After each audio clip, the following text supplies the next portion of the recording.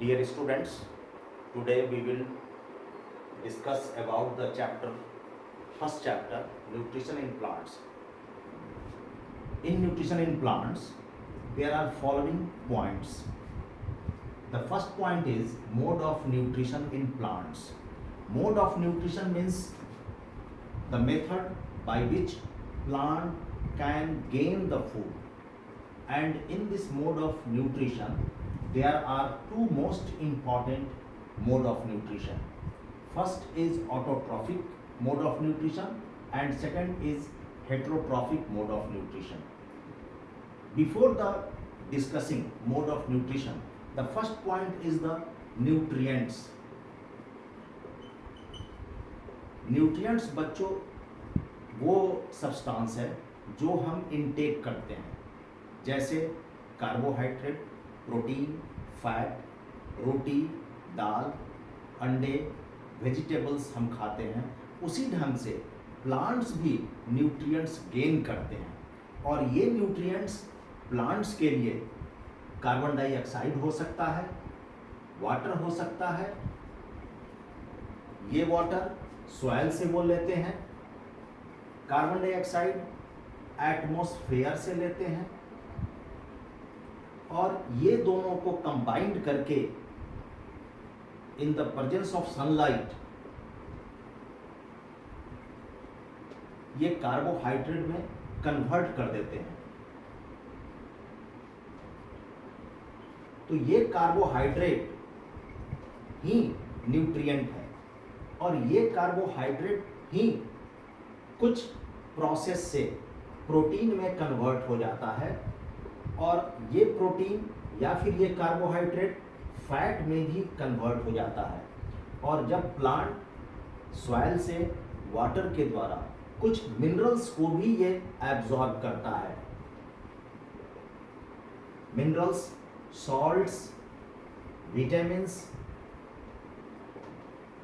Etcetera, ये सभी elements को ये एब्जॉर्ब करता है। तो these are the nutrients and after that हम देखेंगे कि ऑटोट्रॉफिक मोड ऑफ न्यूट्रिशन क्या है। तो ऑटोट्रॉफिक मोड ऑफ न्यूट्रिशन उस न्यूट्रिशन को कहते हैं जिसमें green plants mode of synthesis करते हैं, मोड ऑफ अपने फूड का सिंथेसिस करते हैं। तो ऑटोट्रॉफिक मोड में जो ग्रीन प्लांट्स हैं, जो अभी मैंने कहा कि प्रोसेस जो फोटोसिंथेसिस से कार्बोहाइड्रेट सिंथेसाइज करता है, तो ये ग्रीन प्लांट्स जो है एटमॉस्फेरिक कार्बन डाइऑक्साइड CO2 जिसको बोलते हैं, तो CO2 प्लस वाटर के साथ in the presence of sunlight and chlorophyll के प्रेजेंस में C6H12O6 और 6 molecule of oxygen and 6 molecule of water, ये ऑक्सीजन जो है वो एटमॉस्फेयर में लिबरेट हो जाता है। तो यहाँ 6 मॉलिक्यूल ऑफ कार्बन डाइऑक्साइड कर देंगे और यहाँ 12 मॉलिक्यूल ऑफ वाटर कर देंगे। क्लोरोफिल जो होता है वो पत्तियों में सबसे अधिक होते हैं। तो आपने पत्ती देखा होगा, ये लीफ है, लीफ का ये अपर सरफेस है, ये अपर सरफेस है और इसके नीचे अपर सरफेस और लोअर सरफेस, ये अपर सरफेस है और इसके नीचे लोअर सरफेस यानी लोअर एपिडर्मिस पर छोटे छोटे पोर्स होते हैं और इस पोर्स को एस्टोमा, सिंगुलर एस्टोमा और प्लुरल में एस्टोमेटा कहते हैं। ये एस्टोमा होते हैं और प्लुरल में एस्टोमेटा कहते हैं। तो ये एस्टोमेटा के द्वारा ही एटमॉस्फेरिक कार्बन डाइऑक्साइड को ये लिप्स एब्जॉर्ब करते हैं और वाटर से रूट के द्वारा, ये वाटर जो है ये प्लांट रूट के द्वारा वाटर लेगा और इसी से मिनरल्स, विटामिन्स लेगा और सनलाइट के प्रेजेंस में, क्लोरोफिल के प्रेजेंस में कार्बोहाइड्रेट बना देगा, ऑक्सीजन को लिबरेट कर देगा और ये वाटर कुछ निकल जाएगा। तो ये जब प्रोसेस करता है प्लांट, तो उस मोड ऑफ न्यूट्रिशन को ऑटोट्रॉफिक मोड ऑफ न्यूट्रिशन कहते हैं। वहीं पर whereas in case of heterotrophic mode of nutrition, इसमें एनिमल्स आते हैं। तो हेटेरोट्रॉफिक मोड ऑफ न्यूट्रिशन में एनिमल्स आएंगे। तो ये एनिमल्स दो तरह के हो सकते हैं, जो केवल प्लांट्स पर डिपेंडेंट है, ग्रीन प्लांट्स पर डिपेंडेंट है, और कुछ एनिमल्स जो दूसरे एनिमल को किल करके उसके फ्लेश को खाते हैं। तो ये हेटेरोट्रॉफिक मोड ऑफ न्यूट्रिशन हो, यानी जो एनिमल्स प्लांट्स पर डिपेंडेंट है उसको हर्बीवोर्स कहते हैं, जिसको शाकाहारी प्लांट्स एनिमल्स कहते हैं, और जो हर्बीवोर्स के फ्लेश पर डिपेंडेंट है उसको कार्निवोर्स कहते हैं। यानी कि ये mode of nutrition mainly animals में होता है, और इस मोड ऑफ न्यूट्रिशन को हम हेटेरोट्रॉफिक मोड ऑफ न्यूट्रिशन कहेंगे। जैसे यूग्लिना, यूग्लिना एक प्रोटोजोआ का मेंबर है। वैसे अब इसको बायोलॉजी वर्ल्ड में सेपरेट कर दिया गया है। यूग्लिना है ये एनिमल, लेकिन इसमें क्लोरोफिल पाया जाता है, इसलिए ये दोनों तरह का मोड ऑफ न्यूट्रिशन करता है। ऑटोट्रॉफिक और हेटेरोट्रॉफिक दोनों मोड ऑफ न्यूट्रिशन करता है। Dear students, after this point, ये सब पॉइंट हो जाने के बाद आपके चैप्टर में जो आपका फर्स्ट चैप्टर है न्यूट्रिशन इन प्लांट्स, इसमें कुछ अदर मोड ऑफ न्यूट्रिशन है, जैसे parasitic mode of nutrition. Parasitic mode of nutrition, ये पैरासिटिक मोड ऑफ न्यूट्रिशन यानी कि कुछ पैरासाइट्स होते हैं। तो ये पैरासाइट्स दो तरह के हो सकते हैं, ये प्लांट भी हो सकता है और एनिमल भी हो सकता है। और कुछ फंगस होते हैं जो पैरासाइट का रोल अदा करते हैं। तो पैरासाइट उसको कहते हैं कि जब कोई प्लांट किसी दूसरे प्लांट पर फूड के लिए डिपेंडेंट हो, one plant form dependent on other plant to take food. तो इस सिचुएशन में जो प्लांट दूसरे प्लांट पर डिपेंडेंट है, यानी एक हो गया फूड गेन करने वाला और एक हो गया फूड देने वाला। तो जो फूड सप्लायर है वो हो गया होस्ट, और जो फूड गेनर है वो हो गया पैरासाइट। तो ऐसा देखा गया है कि ये पैरासाइट आगे चलकर डिजीज भी कॉज करता है, यानी पैरासाइट वो है जो डिजीज हर हाल में कॉज करेगा। यानी कि जो डिपेंडेंट है ऑर्गेनिज्म वो होस्ट पर डिजीज कॉज करेगा और फाइनली होस्ट का डेथ हो सकता है और हो भी जाता है। तो ऐसे मोड ऑफ न्यूट्रिशन को हम पैरासिटिक मोड ऑफ न्यूट्रिशन कहते हैं। आपके बुक में कशकुटा का नाम बहुत फेमस लिखा हुआ है, जिसको अमरबेल भी कहते हैं। अमरबेल आपने देखा होगा, और आप पिक्चर देखेंगे, बुक्स में आपका पिक्चर दिया हुआ है। आप देखेंगे कि कहीं कहीं जंगलों में, कहीं कहीं रोड के किनारे कुछ बड़े बड़े ट्री होते हैं जिस पर पीले पीले धागे के समान, थ्रेड के जैसा प्लांट्स अपना जाल बिछाया रहता है, उसी को हम अमरबेल कहते हैं।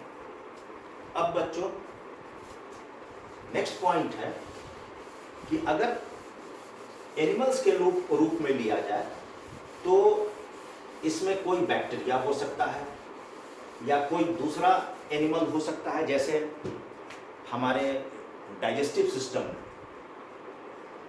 ह्यूमन डाइजेस्टिव सिस्टम में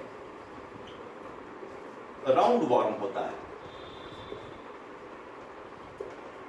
जिसको हम लोग एस्कैरिस कहते हैं, और एक होता है हुक वॉर्म, जिसको हम लोग टीनिया कहते हैं। ये दोनों हमारे बॉडी में स्मॉल इंटेस्टाइन में होते हैं, और हमारे फूड से ये अपना फूड एब्जॉर्ब करते हैं, जिसके कारण human health day by day decrease करता है और डिटोरिएट करता है। तो ऐसे ये दो इंडिविजुअल का मैंने नाम लिया, दो एनिमल का नाम लिया जो पैरासिटिक मोड ऑफ न्यूट्रिशन करते हैं। फंगस में बहुत सारे हैं, जैसे व्हीट पर डिजीज कॉज करता है,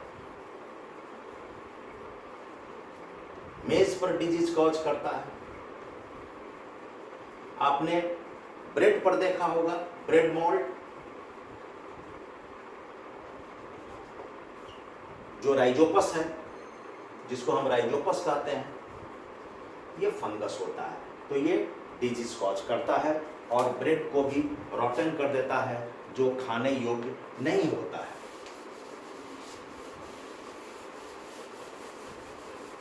डियर स्टूडेंट्स, इसी कंटेक्स्ट में हम आते हैं कि कुछ प्लांट्स ऐसे होते हैं जिसको हम इंसेक्टिवोरस प्लांट्स कहते हैं। जो इंसेक्टिवोरस प्लांट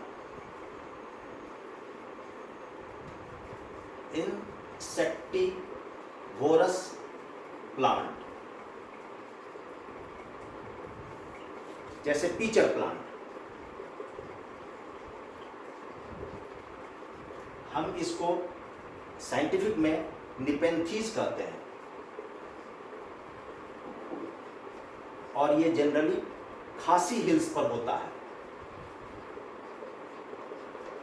वो खासी हिल्स जो मेघालय में है, गारो खासी जयंतिया हिल्स, उसी पर होता है, इसीलिए इसका नाम हुआ निपेंथिस खासियाना। ये इंसेक्टिवोरस प्लांट है, लेकिन ये इंसेक्टिवोरस प्लांट जब यंग होता है, जब स्मॉल प्लांट होता है, तो ये ग्रीन होता है और ये फोटोसिंथेसिस करता है। लेकिन इसके कुछ पार्ट, यानी कि जो लीफ होते हैं, ये लीफ मॉडिफाई करके पीचर का प्लांट पीचर जैसा शेप बना लेते हैं, ऐसा शेप बना लेते हैं।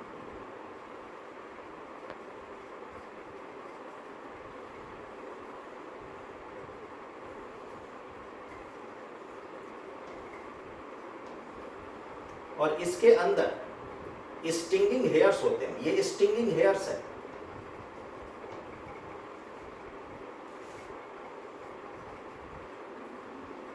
और ये लिड है इसका, और ये पीचर है।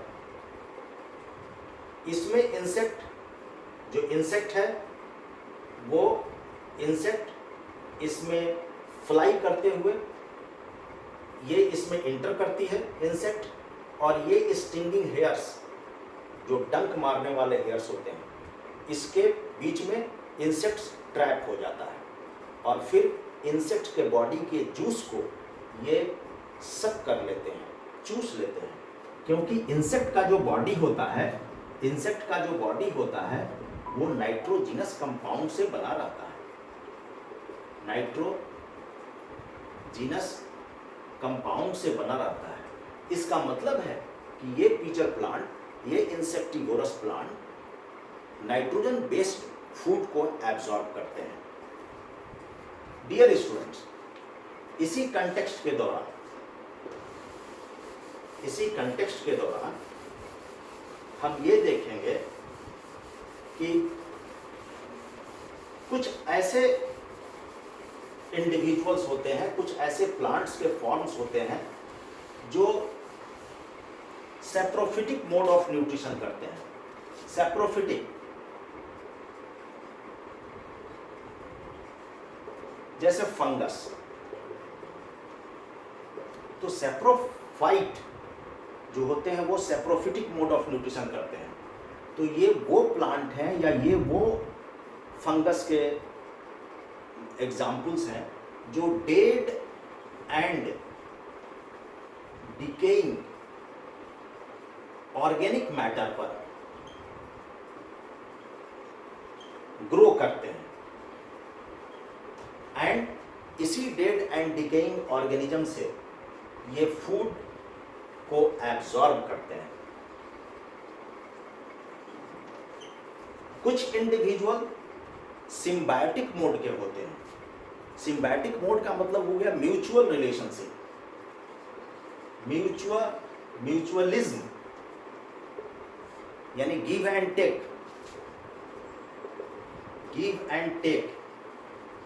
कुछ प्लांट फूड देगा, कुछ उसके साथ जो एसोसिएटेड इंडिविजुअल है, माइक्रो ऑर्गेनिज्म है, वो उसको कुछ हेल्प करेगा। इसमें राइजोबियम का नाम बहुत पॉपुलर है और आपके एनसीईआरटी बुक में मेंशन है। ये राइजोबियम रूट नोड्यूल बनाते हैं, ये रूट नोड्यूल बनाते हैं और ये रूट नोड्यूल जितने भी पल्सेस प्लांट्स होते हैं, पल्सेस प्लांट्स के रूट्स में बनाते हैं। जैसे इस ढंग के रूट नोड्यूल्स होते हैं और इस रूट नोड्यूल्स में ये राइजोबियम बैक्टीरिया है जो ग्रो करते हैं। तो बेसिकली ये राइजोबियम बैक्टीरिया, ये जो राइजोबियम है, ये एटमॉस्फेरिक नाइट्रोजन, जो एयर में नाइट्रोजन होता है, उस नाइट्रोजन को नाइट्रेट्स में बदल देते हैं और ये नाइट्रेट्स सॉल्युबल फॉर्म में सॉइल में अवेलेबल होता है और इस नाइट्रेट्स को पल्सेस प्लांट्स के जो रूट्स हैं उसको एब्जॉर्ब कर लेता है और जिसके कारण जो लिग्यूमिनस प्लांट्स होते हैं, पल्सेस प्लांट्स होते हैं, वो नाइट्रोजन रिच सॉइल का भी फॉर्मेशन करते हैं। तो राइजोबियम को फूड मिल जाता है पल्सेस प्लांट के रूट से और पल्सेस प्लांट्स को मिल जाता है एटमॉस्फेरिक नाइट्रोजन से नाइट्रेट्स के रूप में, उसको न्यूट्रिएंट्स मिल जाते हैं। तो this relation is called as mutual relation और सिम्बायोटिक रिलेशनशिप। डियर स्टूडेंट्स, इसी चैप्टर में एक पॉइंट और है जो आपके चैप्टर के सबसे लास्ट में है। उसमें यह कहता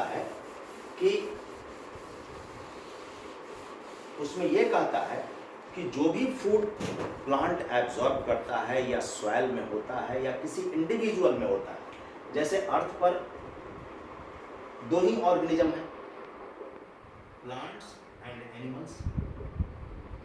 तो ये बॉडी किसी न किसी कंपाउंड से बने हुए हैं। ये कार्बोहाइड्रेट से बने हुए हैं,